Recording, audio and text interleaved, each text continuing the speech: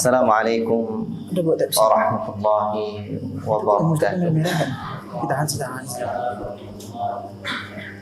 Innal hamdalillah nahmaduhu wa nasta'inuhu wa nastaghfiruh wa na'udzu billahi min shururi anfusina wa min sayyiati a'malina. Man yahdihillahu fala mudilla lahu wa man yudlil fala hadiya lahu.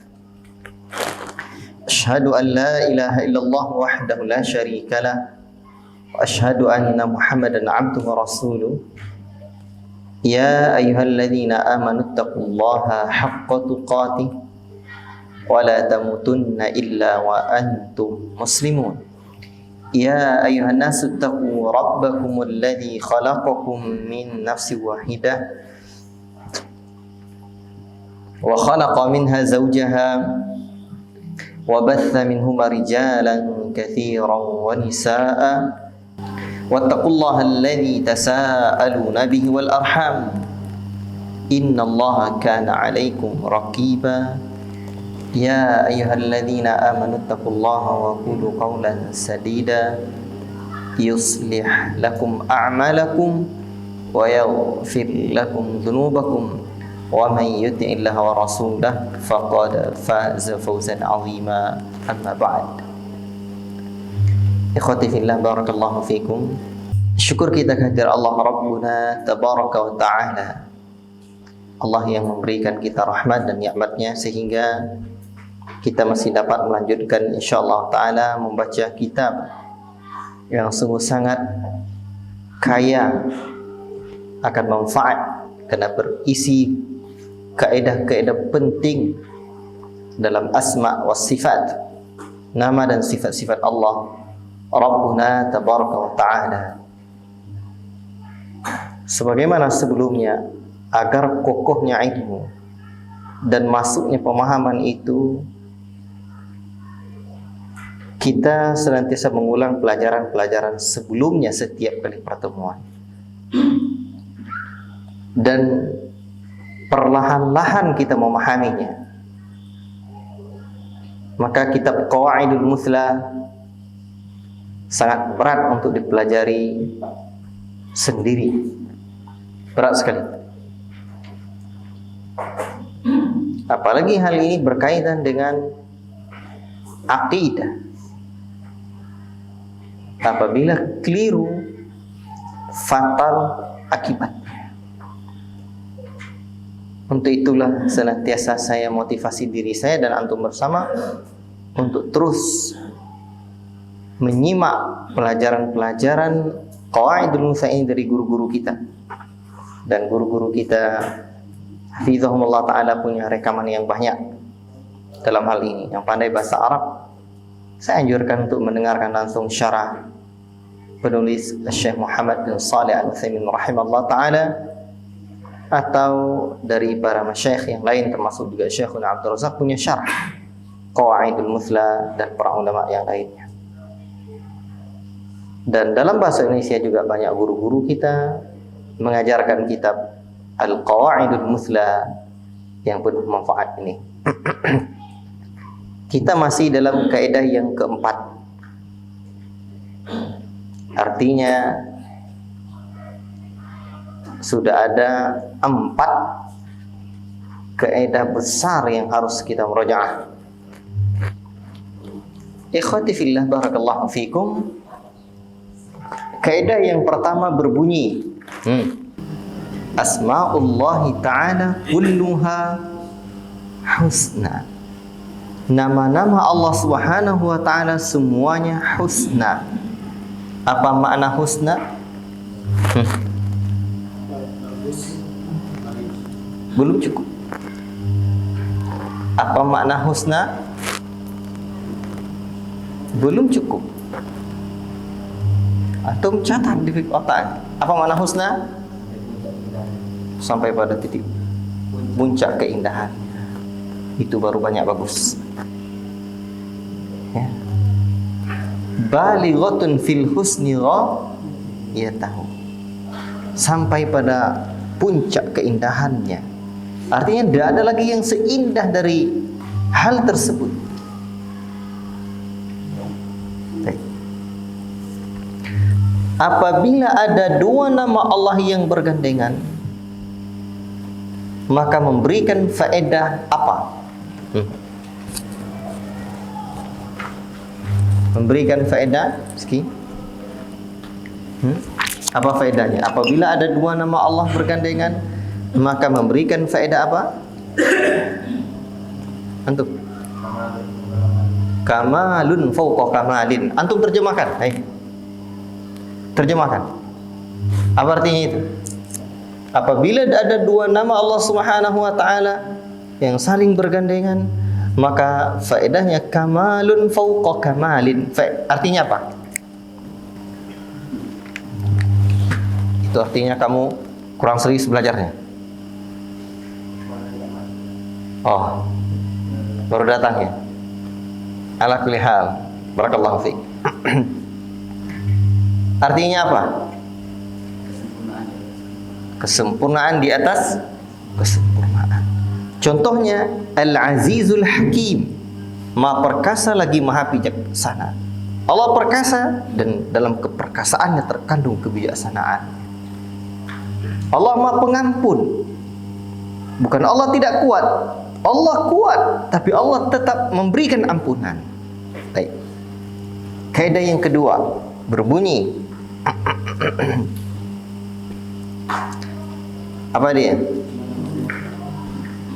Asma'ullahi ta'ala a'lamun wa awsaf. Nama-nama Allah Subhanahu wa ta'ala itu sebagai nama dan sifat. Sebagai nama dan sifat, tidak cukup hanya sekedar nama, tapi juga terkandung sebagai sifat. Sebab betapa banyak orang punya nama, tapi namanya tidak menunjukkan kandungan dari sifat, kandungan sifat dari namanya itu. La ilaha illallah. Kaidah yang ketiga, Asma'ullahi ta'ala, nama-nama Allah ta'ala indallat ala wasfin muta'addid, jika disebutkan di atas sifat yang butuh kepada objek, tadammanat, maka ia mengandung salasa umur, 3 perkara. Yang pertama, menetapkan nama bagi Allah. Apa contoh nama yang mengandung objek? Di sini, yang contoh di sini saja. As-Sami'. Berarti As-Sami' sifat yang mengandung objek. Ada sasarannya. Artinya Maha mendengar. Yang mendengar Allah. Maka kaidah pertama, menetapkan nama itu menjadi milik Allah. Berarti As-Sami' adalah nama Allah. Jelas ya? Yang kedua, thubutus sifatil lati tadammanaha lillahi azza wa jalla. Terjemahkan. Menetapkan sifat yang terkandung oleh nama itu. Berarti dalam nama Allah As-Sami' apa sifat yang terkandung padanya? Sifat As-Sama' bagi Allah, mendengarnya Allah. Yang ketiga, subutu hukmiha wa muqtadaha, menetapkan hukumnya dan konsekuensinya. Apa yang dimaksud? Allah mendengar makhluknya. Jadi sasarannya, objeknya yang didengar Allah siapa? Wallahu yasma'u tahawurakuma. Allah mendengar pembicaraan kalian. Jadi pelakunya Allah yang terkandung di dalamnya adalah menetapkan sifat sama bagi Allah, dan objeknya apa? Makhluk itu sendiri. Sifat yang mengandung sama, yang mengandung objek. muta'addid dalam bahasa Arabnya. Itu namanya wasfid muta'addid, sifat yang mengandung objek. Baik. Jika sifat itu tidak mengandung, jika nama itu tidak mengandung objek, sebab ada nama Allah yang tidak mengandung objek. Contoh yang di dalam kitab Al-Hayyu. Apa itu Al-Hayyu? Maha hidup. Itu Allah sendiri maha hidup. Berarti sifat ini tidak mengandung objek. Baik. Beda kalau menghidupkan ya. Beda kalau menghidupkan. Ini Al-Hayyu, maha hidup. Itu ini sifat tidak mengandung objek. Maka untuk sifat yang tidak mengandung objek ini ada dua kaidah di sana. Satu, subutu dzalikal ism lillahi azza wa jalla, menetapkan nama itu menjadi milik Allah. Berarti Al-Hayyu nama Allah. Yang kedua, subutu sifatil lati tadammanaha lillahi azza wa jalla, menetapkan sifat yang dikandung oleh nama itu. Berarti dalam Al-Hayyu, sifat apa yang terkandung dalam nama Al-Hayyu? Sifatul hayah. Al-hayatu sifatul lahu. Hayah, hidup adalah sifat Allah. Hidupnya alladzi hayyul ladzi la yamut, hidup yang tidak akan pernah mati. Baik. Itu kaidah yang ketiga. Kaidah yang keempat. Kaidah yang keempat itu berbunyi, dalalatu asma'illahi ta'ala ala dzatihi was sifatihi takunu bil mutabaqati wal bitadammuni wa bil iltizam. Coba, artinya apa? Belum dapat? Coba.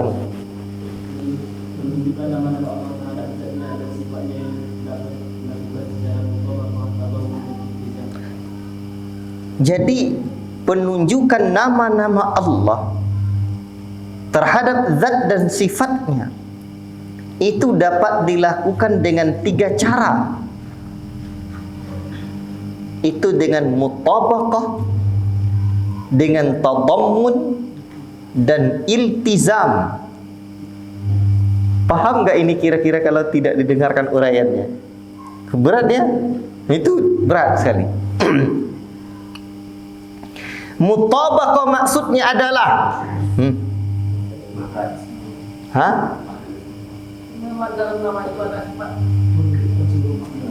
menunjukkan keseluruhan makna yang terkandung dalam nama itu.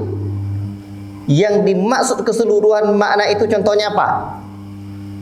Dalam nama itu terkandung zat. Kita ada kandungan makna zatnya dan juga sifatnya, itu mutabaqah. Jadi segala sesuatu yang terkandung oleh nama itu mutabaqah namanya. Berarti ketika disebut nama Allah Subhanahu wa taala Qadir, misalkan Maha Kuasa, berarti yang terbayang apa? Yang terbayang apa? Yang terbayang, atau di sini Al-Khaliq contohnya, maka ini menunjukkan sifat Allah, nama Allah Al-Khaliq dan juga sifat Allah. Berarti itu mutabaqah. Tapi kalau disebutkan hanya satu saja, itu namanya tadammun. Contohnya apa? Sebutkan zatnya saja atau sifatnya saja. Allah itu Sang Khaliq. Itu sifat, berarti satu saja. Padahal Allah Subhanahu wa taala namanya juga namanya Al-Khaliq, dan juga Allah Subhanahu wa taala memiliki sifat penciptaan. Itu namanya dengan cara tadammun. Untuk penjelasan ini yang lengkap untuk kita pelajari tahapan kita, itu di halaman 42 di buku terjemah. Perlu diingat, ini murajaah aja baru. Syekh Abdul Rahman bin Nasir As-Sa'di rahimahullah ta'ala menyebutkan kaidah yang disampaikan oleh Al-Imam Ibnu Qayyim ini. Jadi Nama-nama, penunjukan nama-nama Allah itu ada dua bentuk. Yang pertama kemarin namanya lafziyah, dan kedua ma'nawiyah aqliyah. Lafziyah itu mutabaqah dan iltizam, atau dhammun. Iltizam untuk ma'nawiyah aqliyah. Jadi penunjukan nama-nama Allah itu dua bentuk. Lihat buku halaman 42. Ini saya ulang-ulang lagi, biar kokoh dan yang kemarin tidak hadir paham. Penunjukan nama-nama Allah Subhanahu wa taala itu ada dua bentuk. Yang pertama lafziyah dan yang kedua ma'nawiyah aqliyah. Sebagaimana penjelasan oleh Imam Ibnu Qayyim rahimahullah taala yang dijelaskan oleh Muhammad Abdurrahman bin Nasir As-Sa'di rahimahullah taala. Dalam lafziyah ada dua hal. Satu mutabaqah. Makna mutabaqah memberikan keseluruhan kandungan makna dari lafaz tersebut. Makna tadammun memberikan sebagian makna yang terkandung dalam lafaz tersebut. Itu maknanya tadammun, seperti sifat Allah saja atau nama Allah saja.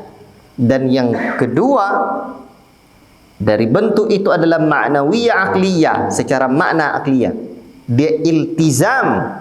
Iltizam itu ialah mengambil pengertian yang terkandung dalam nama Allah dengan cara memikirkan dan merenungkan konsekuensi logisnya yang ditunjuk oleh nama tersebut.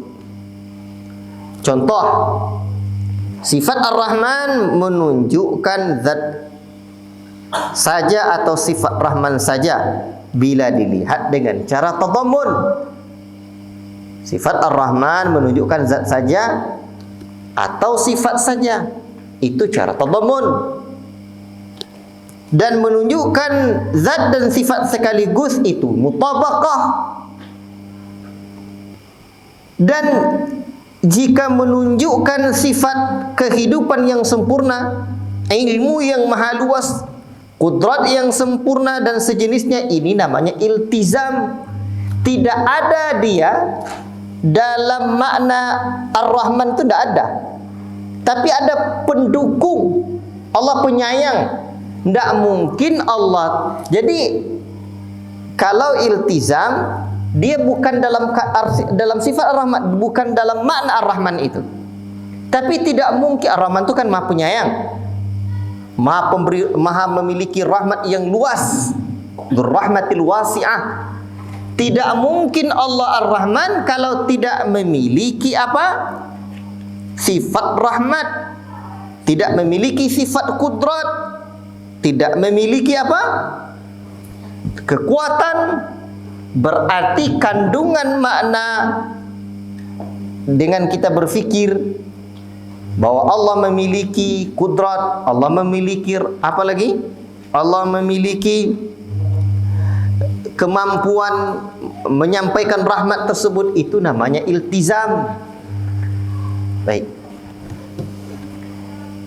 Kemudian saya kemarin membuat contoh, li baitun, saya punya rumah. Nah, jadi makna rumah itu secara keseluruhan namanya mutabaqah. Terbayang rumah begini, begini bentuknya, mutabaqah. Tapi kalau ini WC di dalam nih, ini tempat duduk tamu, ini ruangan tengah, ini tempat perpustakaan, bagian-bagian dalam rumah itu namanya tadammun. Tapi ini rumah ini tidak mungkin ada, kecuali mungkin ada tukang, kecuali ada tukangnya, ada orang mengecatnya. Tapi bukan dalam rumah itu. Terwujudnya rumah itu dengan adanya tukang, itu iltizam namanya. Jadi sifat Allah itu pula caranya. Barakallahu fiikum. Nah, itu murajaah yang keempat. Mudah-mudahan bisa dipahami. Baik, kita lanjutkan. Sampai kemana kemarin? Jadi kaidah-kaidah ini memberikan pengaruh sebenarnya bagi orang-orang yang mau mentadabburi kata saya. Coba lihat, wadalalatul iltizam mufidatun jiddan. Penunjukan iltizam itu bermanfaat sekali li talibil ilmi, bagi para penuntut ilmu, idza tadabbara al makna, apabila dia mentadabburi maknanya, wa waffaqahu Allah taala fahman litalazum, dan Allah memberikan taufik kepadanya untuk memahami keterkaitannya. Fa innahu bidzalika yahsulu minad dalilil wahidi ala masaila katsiratin. Baik. Karena sesungguhnya yang demikian itu memberikan hasil dari dalil yang satu, sehingga kita mendapatkan perkara-perkara yang banyak faedahnya. Baik. Wa'lam, dan ketahuilah, ini kita sambung lagi. Annal lazima min qaulillahi ta'ala, bahwa sesungguhnya konsekuensi, di halaman berapa ini? Halaman 43. Wa'lam annal lazima min qaulillahi ta'ala, dan ketahuilah bahwa konsekuensi, di buku ini diterjemahkan konsekuensi logis, konsekuensi yang diterima akal. Min qaulillahi ta'ala, dari firman Allah Ta'ala, wa qauli rasulih sallallahu alaihi wasallam, dan sabda Rasulullah sallallahu alaihi wasallam, idza sahha, apabila betul telah sahih, an yakuna laziman, bahwa ia menjadi konsekuensi, fahuwa haqqun, maka konsekuensi itu adalah sebuah kebenaran. Jadi apabila ada firman Allah, hadis Nabi yang memberikan satu makna dan itulah konsekuensinya, maka konsekuensi itu pun adalah sebuah kebenaran. Wadzalika, dan demikian itu, li'anna kalamallahi wa rasulahu, karena sesungguhnya kalamnya Allah dan Rasulnya haqqun, benar adanya. Maka apapun konsekuensi kalam Allah dan kalam Rasul, itu wajib kita terima, karena ia merupakan sebuah kebenaran, tak boleh kita tolak. Ya.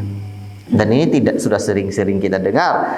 Walazimul haqqi haqqun, dan konsekuensi dari sebuah kebenaran juga adalah sebuah kebenaran, tidak boleh kita tolak.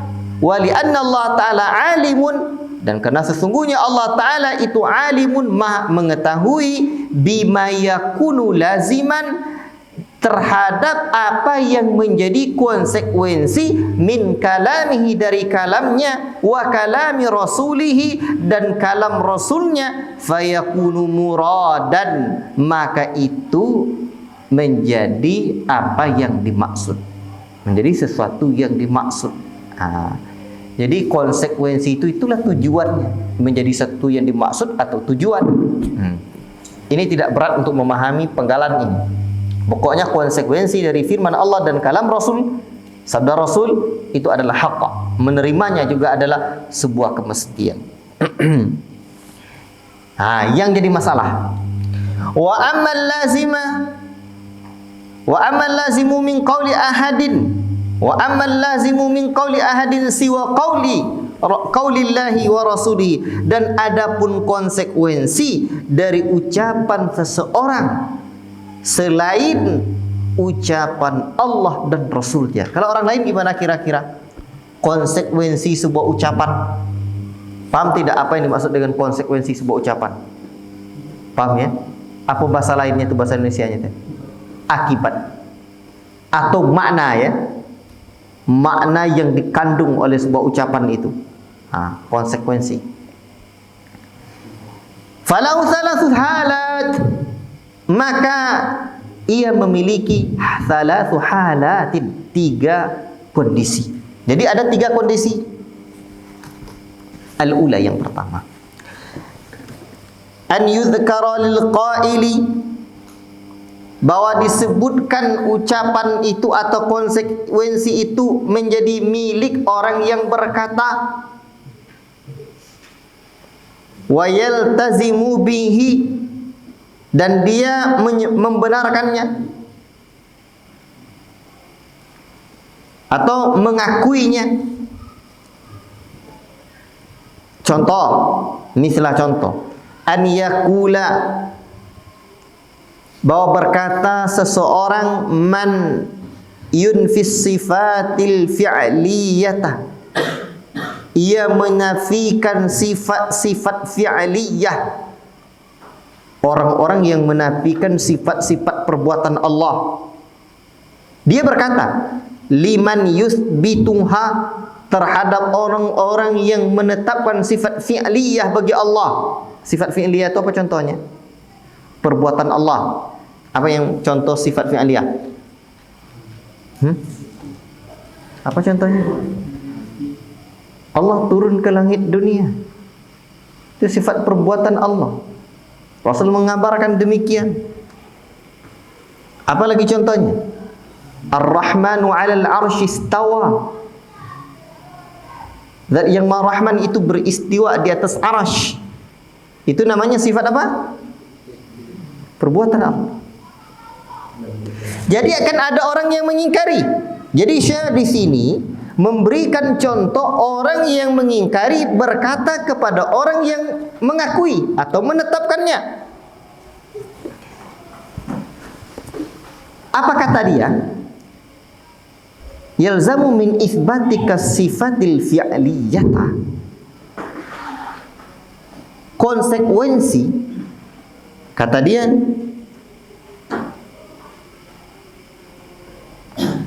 dari penetapanmu terhadap sifat fi'liyah lillahi azza wa jalla, bagi Allah azza wa jalla itu. Afwan, saya tidak baca yang terjemahnya, coba disama-samakan ya. Terlalu jauh kali nak bedanya. Jauh ya. Ini bahasa saya, ini bahasa betul. Nah, tapi saya pengen yang lihat kitab Arabnya tahu makna-makna penggalatnya.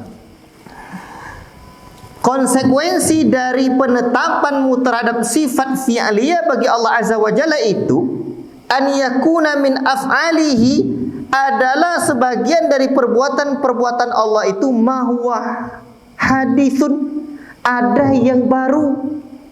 Kata dia, hei, kalau kamu menetapkan sifat Allah punya sifat perbuatan, kata dia misalnya nih, berarti kamu menetapkan sebagian sifat Allah itu ada yang baru. Apa jawaban orang yang meyakininya? Yang meyakininya berarti ahlus sunnah. Yang tidak meyakininya bukan ya selainnya. Fayaqulul musbitu, maka berkatalah orang yang menetapkan itu. Apa kata dia? Naam, ya, betul. Berarti sekarang perbuatan Allah itu ada yang baru, betul enggak? Ketika hamba itu bertobat, maka Allah senang sekali. Ya, berarti perbuatan Allah itu baru. Betul ini? Betul. Wa ana altazimu bidzalika, saya menetapkan perkara itu. Fa innallaha ta'ala lam yazal wa la yazalu fa'alan lima yurid. Allah Ta'ala itu senantiasa dan senantiasa selalu berbuat terhadap apa yang ia kehendaki. Lam yazal dengan wa la yazal itu sama arti. Senantiasa dan senantiasa berarti selalu berbuat seperti apa yang ia kehendaki. Ya, Allah Ta'ala selalu berbuat seperti apa yang ia kehendaki. Saya meyakini itu kata yang Ahlus Sunnah ini, kata yang menetapkan ini. Lalu wala nafada li aqwalihi wa af'alihi, dan tidak menafikan ucapan dan perbuatan Allah Ta'ala. Itu kata Ahlus Sunnah.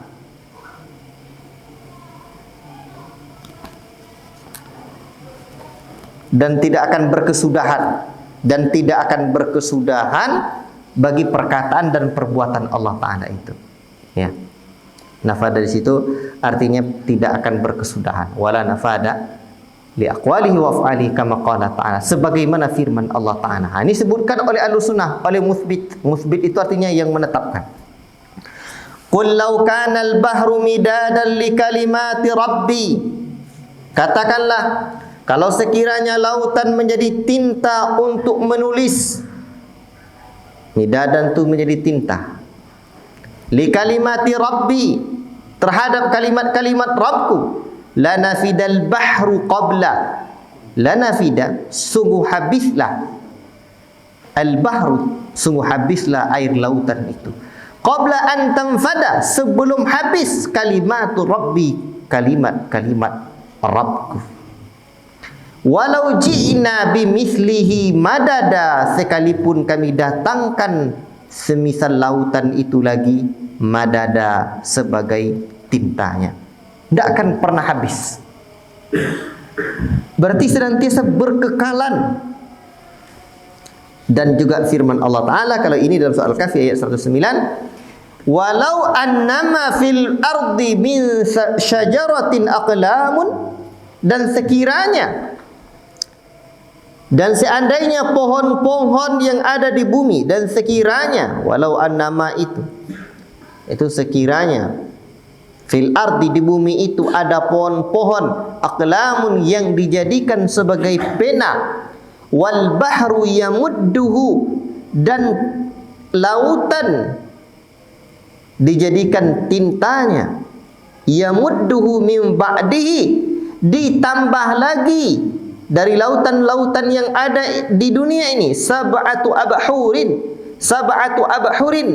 7 lautan, ma nafidat kalimatullahi, tidak akan pernah habis kalimat Allah, innallaha azizun hakim, sesungguhnya Allah Maha perkasa lagi Maha bijaksana. Ini dalil, kata Ahlus Sunnah tadi jawabnya, ini menunjukkan bahwa perbuatan Allah ada yang terus baru.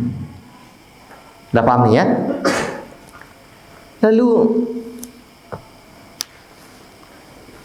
apa kata saya lagi di sini? Wa hudutsu ahadi fi'lihi ta'ala la yastalzimu naqsan fi haqqihi, akan tetapi adanya dan barunya kesatuan perbuatan Allah Ta'ala itu tidaklah yastalzimu naqsan fi haqqihi, tidaklah memberikan konsekuensi kurang pada hak Allah Ta'ala itu, atau pada kesempurnaan Allah Ta'ala itu. Baik, perhatikan ke saya. Jadi ada seorang di kalangan yang bukan berakidah Ahlussunnah, tidak memahami akidah itu di atas akidah generasi terbaik umat ini. Berkata dia kepada seorang Ahlussunnah, dalam hal ini namanya orang yang menafikan sifat atau sifat perbuatan Allah. Berkata dia kepada Ahlussunnah yang menetapkan sifat perbuatan Allah, kata dia, berarti kamu tetapkan sifat fi'liyah Allah itu, kamu berarti mengatakan bahwa sebagian, ini kan konsekuensi sebuah ucapan. Itulah dia lazimul qaul itu. Konsekuensi sebuah ucapan dihadapkannya pada kita. Berarti kamu mengatakan bahwa sebagian perbuatan Allah itu ada yang baru. Kata Ahlussunnah, ya betul. Disampaikannya dalilnya. Dijawab lagi sama yang menafikan, yang bukan Ahlussunnah, yang tidak berakidah dengan akidah salafun saleh. Kata dia, berarti kalau begitu, ini misalnya, berarti kalau begitu kamu mengatakan bahwa Allah sama dengan makhluknya, sama dengan makhluknya. Sebab baru. Kata saya di sini, dan sesuatu yang baru dari perbuatan Allah itu tidaklah memberikan konsekuensi kurang kemuliaannya Allah. Tidak kurang kemuliaan Allah. Jadi perhatikan lagi di sini, ucapan kan lazim min qauli ahadin, itu konsekuensi dari ucapan seseorang itu. Yang pertama itu disebutkan kepada orang yang berkata, dan dia mengakuinya. Dia akuinya perbuatan itu. Jadi Ahlussunnah mengakuinya. Itu yang pertama. Betul tuh. Baik. Mudah-mudahan dapat dipahami lagi setelah kita baca kondisi yang kedua dan ketiga. Coba kita baca yang kedua dan ketiga lagi. An yudhkara lahu wa yamna'u talazumah bainahu wa baina qawlihi. Berarti kalau yang pertama tadi konsekuensi ucapannya dibenarkannya. Berarti kamu sebut begini, oh iya. Berarti keyakinan kamu begini, diterimanya. Yang kedua, beda. Yang kedua apa? Disebutkan kepadanya dan dia menolak adanya talazum, keterikatan atau konsekuensi, ditolaknya di antara konsekuensi itu dan ucapannya. Oh enggak. Contoh, misla ayyaqulan nafi lis-sifati liman yuthbituha. Semisal berkata orang yang menafikan sifat Allah kepada orang-orang yang menetapkan sifat Allah. Apa kata dia? Yalzamu min itsbatika an yakuna Allah Ta'ala musyabihan lil khalqi. Kata dia, yalzamu berarti konsekuensi dari penetapanmu bahwa Allah terhadap penetapanmu adanya sifat fi'la bagi Allah Ta'ala itu musyabihan lil khalqi, itu menyerupai makhluk fi sifatihi, dalam sifatnya. Kalau dialog yang dibatas itu kan baru sampai di situ. Nah, sambung lagi. Fayaqulul misbitu, berkatalah ahlu sunnah yang menetapkan, la yalzamu dzalik, tidak mesti demikian. Tidak mesti demikian. Berarti ditolaknya. Ini makna lazimul qaul, konsekuensi sebuah ucapan. Kalau yang pertama tadi diiyakannya, na'am. Kalau yang kedua, la yalzamu dzalik, kata dia tidak mesti demikian, la yalzamu dzalik, tidak. Apa sebab? Li'anna sifatil khaliqi mudhafatun ilaihi, karena sesungguhnya sifat sang pencipta itu mudhafatun ilaihi, disandarkan kepadanya.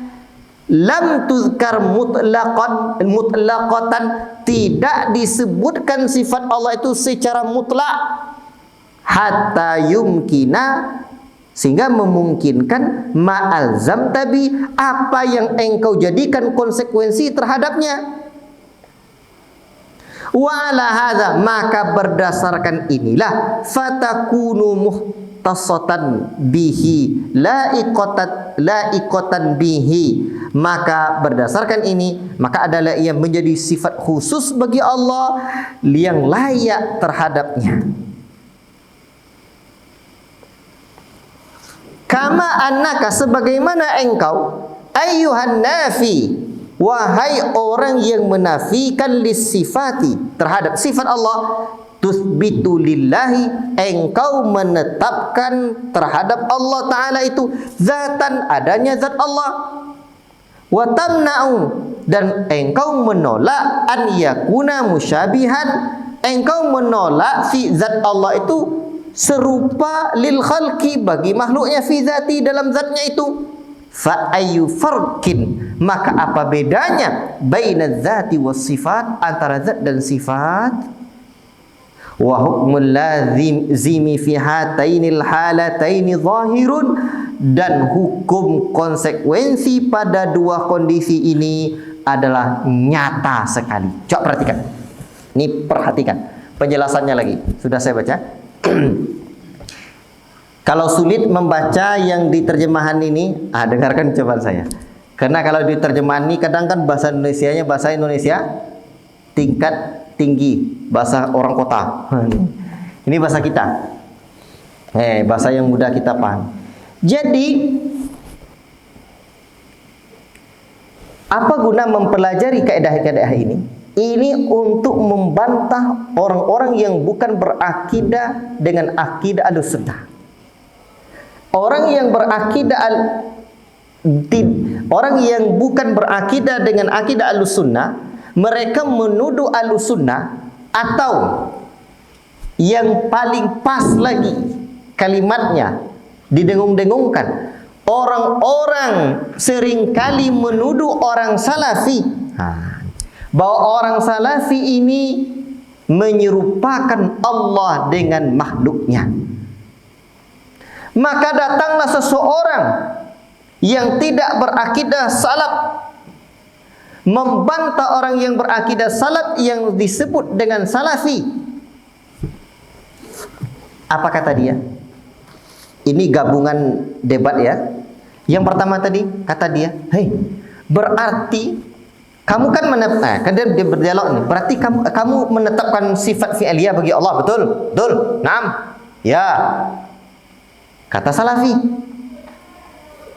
Berarti kalau kamu menetapkan sifat fi'liyah bagi Allah, berarti kamu ini mengatakan bahwa sebagian perbuatan Allah itu ada yang baru. Kata Ahlussunnah, iya. Iya, betul. Dan dikemukakannya dalil. Berarti kalau dari sisi makna lazimul qaul ini namanya makna yang diiyakan. Ini keadaan yang pertama, diiyakannya. Yang ditolaknya, ini yang kedua. Contoh lagi, lain lagi. Berarti kamu menyamakan Allah dengan makhluk, betul kan? Ditolaknya, oh tidak. Inilah keadaan yang kedua. Tapi kamu menyerupakan. Tapi kamu tadi mengatakan ada perbuatan Allah, ada yang baru. Iya betul. Ini dalilnya. Jadi tidak mesti kita mengatakan bahwa ada perbuatan Allah yang baru itu Allah serupa dengan makhluk, tidak. Demikian juga ketika kita mengatakan Allah turun ke langit dunia, berarti kamu menyamakan sifat Allah dengan makhluk kan? Turun Allah, masa turun pula seperti turun berarti kamu menyamakan Allah turun dengan makhluk, dengan turunnya makhluk. Ahlussunnah atau salafi menolak, tidak. Ini kondisi yang kedua. Tidak. Atau Ar-Rahmanu 'alal 'arsy istawa. Kamu menetapkan sifat istiwa bagi Allah? Ya betul. Sifat istiwa itu sifat fi'liyah. Berarti kamu menyamakan Allah butuh kepada tempat duduk. Kan itu yang sering didengung-dengungkan orang-orang yang menuduh akidah salaf itu. Berarti kamu mengatakan Allah punya tempat. Tempatnya di arsy, di langit. Nah, sehingga orang-orang bilang kan orang salaf itu mengatakan Allah itu punya tempat. Tidak. Ini kondisi yang kedua, ditolak. Apa dalilnya? Sebab nih yang perlu diperhatikan. Kalau di buku terjemahnya ini di mananya ini? Halaman 44-nya. Halaman 45-nya itu tidak mesti begitu. Tengok paragraf yang terakhir yang di atasnya itu. Tidak mesti begitu. Karena ini alasannya. Sifat-sifat fi'liyah Allah hanya diperuntukkan baginya. Tidak bisa dimutlakkan kepada makhluknya. Ini ya terjemahan itu kan yang terjemahan itu ya sesuai dengan ya umumnya saja. Coba perhatikan terjemahan saya. Saya merasa terjemahan saya lebih mudah saya menguraikannya. Coba perhatikan. Apa sebab, apa dalil kita mengatakan Allah tak serupa dengan makhluk padahal kita menetapkan sifat fi'liyah bagi Allah, sifat istiwa bagi Allah, sifat nuzul bagi Allah. Li'anna sifatil khaliqi mudhafatun ilaihi, karena sesungguhnya sifat sang pencipta itu disandarkan kepadanya. Jadi tidak ada disebutkan di dalam Al-Quran, hadis-hadis Nabi, sifat-sifat itu kecuali disandarkan itu menjadi sifat Allah. Dan kita sudah maklum bahwa sifat Allah itu laisa kamitslihi syai'un, Allah tak serupa dengan makhluknya. Lam tuzkar mutlaqatan, tidak disebutkan secara mutlak, kecuali kalau disebut turun saja. Tidak. Tapi ini disebut diidhofahkan, mudhafatun ilaihi, disandarkan kepada Allah. Kalau kita Allah turun ke langit dunia, berarti yang turun Allah. Kalau Allah yang turun, laisa kamitslihi syai'un, tak serupa dengan makhluknya. Masa dimutlakkan, disamakan dengan penyebutan secara umum?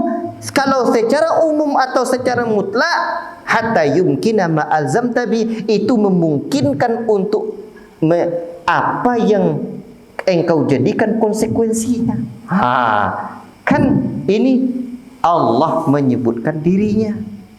Kalau Allah sudah menyebutkan istiwa, berarti tak serupa dengan makhluknya. Itulah sebabnya. Maka berdasarkan inilah, wa ala hadza fatakunu muhtasatan bihi laiqatan bihi. Maka berdasarkan ini khusus menjadi milik Allah, yang layak bagi Allah. Tidak sama dengan makhluknya. Sebagaimana, kan debat juga lagi dia misalkan, berarti kamu menyamakan Allah dengan makhluknya, kamu menganggap Allah punya tempat, kamu mengatakan Allah turun ke langit dunia atau Allah beristiwa di atas arsy, berarti kamu mengatakan Allah punya tempatnya. Tidak. Dalil kita sama juga, hai kuncu, bahwa engkau kan, ini jawaban Ahlussunnah kepada yang bukan, yang musbit kepada yang munfi, yang menafikan. Kamu menetapkan zat Allah tidak, Allah punya zat tidak? Tetapkan. Sekarang zat Allah itu sama tidak dengan makhluknya? Oh, tidak sama. Berarti dia menafikan bahwa zat Allah tidak sama dengan zat makhluknya. Fa ayyu farqin baina dzati was sifat, apa bedanya zat dan sifat? Kalau dia menetapkan Allah punya zat dan zat Allah itu tidak sama dengan makhluknya, kenapa dia berpikiran dia membedakan antara zat dan sifat? Sifat Allah turun, sifat Allah beristiwa dan tidak sama dengan makhluknya. Kenapa kok rancu dia di sana? Ahlussunnah menetapkan nama zat Allah tidak sama dengan makhluknya, sifat Allah juga tidak sama dengan makhluknya. Apa beda zat dengan sifat? Bisa paham? Kan jelas sekali ini. Makanya Syekh mengatakan wa hukmul lazimi, maka hukum konsekuensi di sini fi hataini halataini fi hatainil halataini zahirun. Ini dalam dua kondisi ini sangat nyata sekali. Kan tidak sama zat dengan sifatnya. Jadi kalau ada orang yang mengatakan dia mengatakan Allah itu punya tempat, asal dasar apa kita mengatakan Allah punya tempat? Kamu mengatakan Allah beristiwa. Itu bahaya itu. Jadi ini kaidah sebenarnya tidak hanya dalam nama dan sifat Allah, dalam konsekuensi ucapan apapun itu. Ini namanya lazimul qaul. Makanya hati-hati juga menuduh orang. Kadang kita ada menuduh orang. Ada permasalahan dulu yang lagi tenar.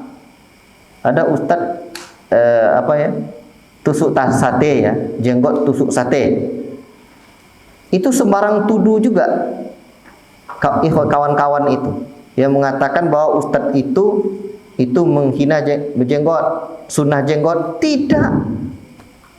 Kan tidak bisa itu dinisbatkan ucapan itu kepada dia, karena dia tidak mengatakan secara pasti. Tidak dengan kondisi yang pertama, tidak pula kondisi yang kedua. Boleh jadi kondisi yang ketiga. Kita tengok nih, yang ketiga lagi. Sikit lagi insyaallah. Al-halus tsalisatu, kondisi yang ketiga. Ini sedang bahas apa kondisi-kondisi ini? Lazimul qaul, konsekuensi ucapan selain ucapan Allah. Baik. An yakunal lazim, ayakunal lazimu maskutan anhu, bahwa adalah konsekuensi ucapan itu mesti didiamkan darinya. Maskutan anhu, diam, tidak diterima, tidak pula ditolak.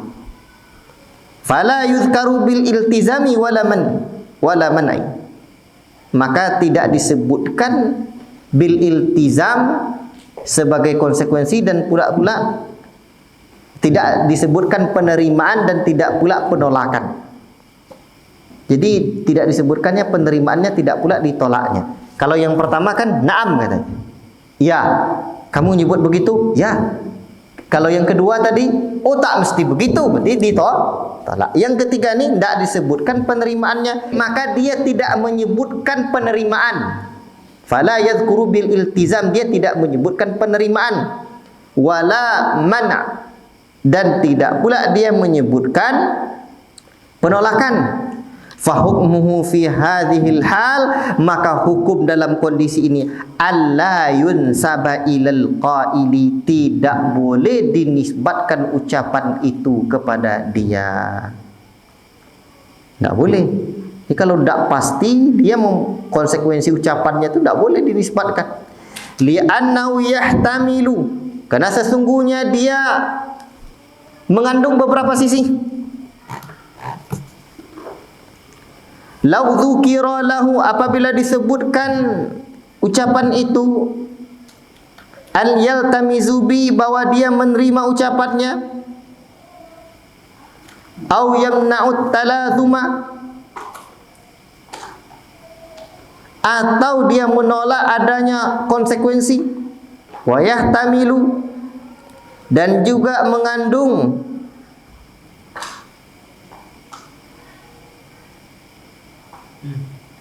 jika disebutkan ucapan itu bagi dia, lau dzukira lahu, apabila disebutkan ucapan itu bagi dia, fatabayyana lahu luzumuhu, maka nyatalah baginya menetapkan ucapan itu atau konsekuensi itu, wa butlanuhu, dan menolaknya, an yarji'a an qauli, dia rujuk dari ucapannya, li'anna fasadal lazimi, karena sesungguhnya rusaknya sebuah konsekuensi, yadullu ala fasadil malzumi, menunjukkan kerusakan ucapan itu. Konsekuensi yang ketiga, konsekuensi logis dari ucapan yang disampaikan tidak diterima maupun ditolak. Jadi konsekuensi tersebut tidak dapat dinisbatkan kepada pembicaranya. Karena kalau disampaikan ada kemungkinan dia akan mengakui atau ini dzukira. Lau dzukira, kemungkinan ini tidak bisa dipastikan bahwa konsekuensi perkataan tersebut merupakan perkataannya juga. Baik. Ini yang ketiga ini. Jika ada ucapan seseorang yang belum jelas, ada kira-kira ada dua makna, mungkin iya, mungkin tidak, maka jangan dinisbatkan kepada dia ucapan itu. Ya, jangan dinisbatkan kepada dia ucapan tersebut. Ini. Kemudian hukumnya tidak dinisbatkan. Apa sebab? Yahtamilu. Lau dzukira lahu al yaltazimu bihi aw yamna'u talazuma. Kalau disebutkan kepadanya boleh jadi dia terima atau boleh jadi dia tolak adanya korelasi. Wa yahtamilu lau dzukira lahu fatabayyana lahu luzumu wa butlanu. Kalau disebutkan kepadanya maka nyata baginya ada korelasi atau ada kebatilannya atau dia kembali rujuk dari ucapannya. Li'anna fasadal lazimi yadullu ala fasadil malzum. Ini pembahasan tentang konsekuensi dari sebuah ucapan. Jadi kalau ada nanti misalkan ucapan yang umum, konsekuensinya itu boleh jadi iya, boleh jadi tidak. Masih ihtimal, masih kemungkinan-kemungkinan. Jangan langsung cepat nisbatkan. Itu hukumnya. Alla yunsaba ilal qail. Itu hukumnya. Fa hukmu fi hadhil hal alla yunsaba ilal qail. Itu tidak boleh langsung dinisbatkan kepada orang itu. Baik. Ini kadang dalam membantah seringkali kita kena di sini. Kadang kita terlalu cepat mengambil kesimpulan, padahal ucapannya masih kemungkinan-kemungkinan. Jadi kalau seperti itu tuh belum boleh disebutkan kepada yang berkata. Baik. Fa in qila, maka jika ada orang yang berkata, in kana hadzal lazimu laziman min qawlihi, jika adalah konsekuensi ini betul-betul menjadi konsekuensi dari ucapannya, lazima ayyakuna qaulan lahu, tentu harus diambil sebagai perkataannya juga. Mesti ayyakuna qaulan lahu, ini menjadi perkataannya juga. Li'anna dzalika huwal asl, karena sesungguhnya yang demikian itu adalah asalnya. La siyama ma'a qurbit talazumi, karena pengambilan Itulah asalnya. La siyama ma'arkubil talamzumi. Apalagi atau terutama ma'akur bit talamzumi. Dekatnya konsekuensi itu. Dekatnya korelasi perkataan dan perbuatan itu. Kulna, kita berkata, hadza madfu'un, ini tertolak. Ini terbantahkan. Bi anal insana basyarun. Karena sesungguhnya manusia itu adalah, karena manusia itu basyarun, manusia biasa. Li anal insana basyarun. Karena sesungguhnya manusia itu manusia biasa. Insan manusia juga, basyarun manusia juga. Karena sesungguhnya manusia itu manusia biasa. Walau halatun nafsiyatun wa kharijiyatun. Ia memiliki keadaan-keadaan internal, nafsiyah itu yang ada dalam dirinya, wa kharijiyah, dan kondisi eksternal. Kadang mungkin dia lagi pusing atau istrinya lagi marah-marah. Tujibul zuhula anil lazim, yang memberikan konsekuensi dari ucapan yang menjadi ucapan konsekuensinya. Apa? Tujibul zuhulu anil lazim, yang mengharuskan adanya kebingungan dari konsekuensi ucapan itu. Faqad ya'ful, boleh jadi dia lupa atau lalai, au yasu, atau lupa, au yanghaliku fikru, atau terkunci pemikirannya, lagi tertutup pemikiran, au yaqulul qaula, atau dia mengucapkan perkataan fi madayikil munazarati, pada kondisi-kondisi sempit dalam debat, min ghairi tafkirin fi lawazimihi, tanpa berfikir pada konsekuensi ucapannya, wa nahwi dzalik, dan seumpamanya. Perkataan semacam itu terbantah dengan alasan bahwa orang itu manusia biasa yang bisa terpengaruh oleh keadaan internal dirinya dan keadaan eksternal di luar dirinya. Keadaan-keadaan seperti itu tentu akan menimbulkan dirinya lupa dengan konsekuensi perkataannya, yang biasa terjadi pada saat dia lalai atau lupa atau pikirannya buntu atau dalam situasi terdesak pada saat perdebatan atau dalam keadaan yang semisalnya. Ini penjelasan dari kondisi yang ketiga ini ya, tentang lazimul qaul. Lazimul qaul ini bukan dalam permasalahan akidah saja pembahasan kaidah ini, tapi dalam permasalahan-permasalahan fikih dan permasalahan-permasalahan yang lain juga. Jadi betul-betul dilihat dulu, ini ucapan ini betul-betul menjadi milik dia, konsekuensi dari ucapannya atau tidak. Ya, kalau ihtimal, kalau masih kemungkinan itu belum boleh dinisbatkan kepada dia. Belum boleh dinisbatkan kepada dia. Harus betul-betul diteliti, harus betul-betul ditelaah dulu. Wallahu taala a'lam bishawab. Itulah yang dapat kita baca pada kesempatan ini.